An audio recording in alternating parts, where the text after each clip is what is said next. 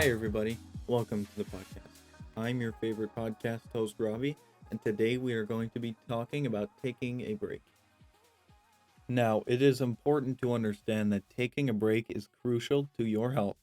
Without taking a break, your brain will be running in overdrive and you will most likely suffer from burnout.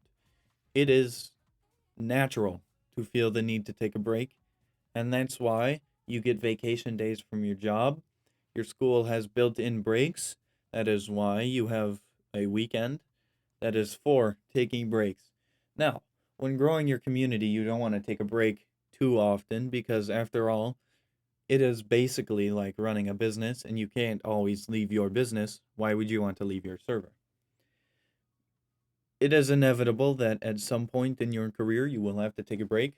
So we suggest that you stick around and listen to our ways of taking a break and the risks of doing so if you do it wrong. Now, if you take a break the wrong way, say you leave and you don't tell anybody what's going on, you don't have a plan, because you are important to your community. Believe me when I say that.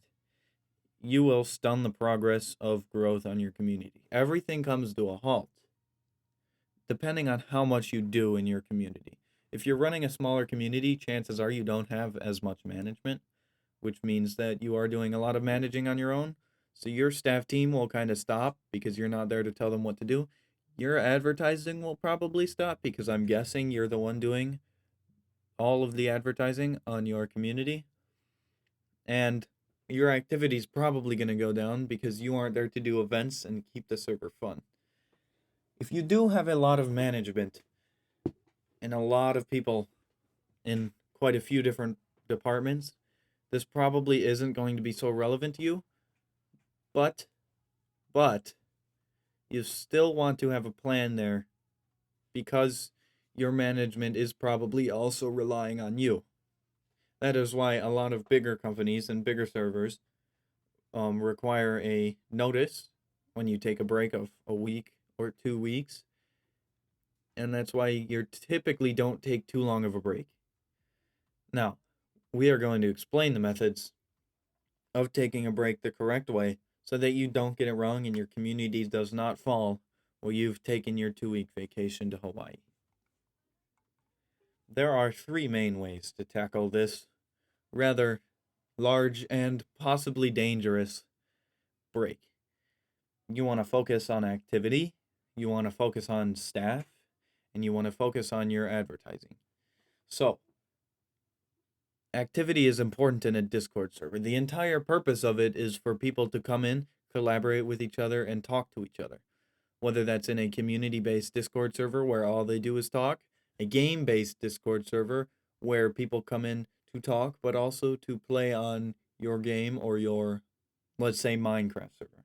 Or if you run an advertising server and people come there to advertise their server, but also want to have a chat with a couple of people in your lounge channel. You want to make sure that there are a couple of events running while you are away. Maybe this is the week that you're going to decide you're going to do events because it will ensure that you are going to keep your activity up. You will keep people's excitement up as you are gone. It's kind of a safety net. Now, if you have events already scheduled, say you do an event once a week, you want to make sure that those stay scheduled. And if you were the ones doing that event, you want to make sure that you have someone else to do it. You don't want to leave them behind in the dark. Now, speaking of having someone doing events for you while you're gone, you want to make sure that your staff team is a well-oiled machine. If you don't already have management, now's the time to hire somebody. Hire yourself a chief executive officer. Or if you call yourself the chief executive officer, hire yourself a chief operations officer. We do have a video on our YouTube about hiring staff, and I believe there is a podcast episode about that. So if you would like an in-depth on hiring staff, please check that out. Since we do not specifically talk about hiring management, I will briefly go over that just so that we don't leave you in the dark when you're trying to take your break. I would highly suggest not finding some random person off the internet to be your management. In the end, your management is going to be managing your server for you, and you want to make sure that they are doing the best job that they possibly can. And if you don't know that person and you give them perms, you will probably be rated. What I like to do is, after I've had a couple moderators for a while, and I've been promoting them and promoting them, if you have that admin role and you've got a couple of people in there, your admin role is getting a little bit stretched, move one of them up to management. Make sure it's somebody that you trust and somebody that you know that's going to stick with you. If you are in a pinch, friends work really nicely because oftentimes you can trust your friends and your friends trust you. Now, chances are, especially in smaller communities, the owner is the one that's doing all of the advertising. And I'm assuming that you are the owner of your community. You want to make sure that you have somebody to advertise for you. Now, a lot of servers, what they do is they have a marketing team of people. There's two specific roles that I have in mind. Those are partnership managers and advertising people that advertise your server for you. We do have a podcast coming out about partnerships in the future. So please, if you are listening in the future, check that episode out. It's a good one. Now, basically, what partnership managers do is they take your ad and they partner with another server. And basic concept, what that is you have a special partners channel that other people can put their ad in if they request it from you or your partnership managers, and you would do the same for them. Basically, it's another way of advertising, but in a more exclusive channel.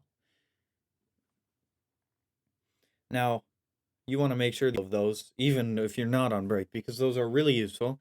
It takes some of the stress off of you from doing that. But also having people that are designated advertisers for your server not only lifts off the burden of advertising that you have when you're not on break, you know that these people will advertise your server for you when you are on break. So with advertising staff covered and a basic overview of activity covered, I'm going to talk a little bit about management and staff in depth because that is an important, really important team of people that are in your server that you have hired to do a job, and they might not be expecting that you're going to take a break. So you need to tell your staff team in advance, a couple of days should do, that you are going to be taking a break, and you need to tell them what to do and when to do it. This comes really in handy if you have a management staff in your server or a couple of them. You can tell them a basic overview of what you want done while you're on break, and they will get a plan out and get the staff team running. That should only take 5 or 10 minutes if you have a member of management. Now, if you don't, you're definitely going to want to put one person in charge because otherwise you might have squabbling going on within your staff team that you won't be there to handle.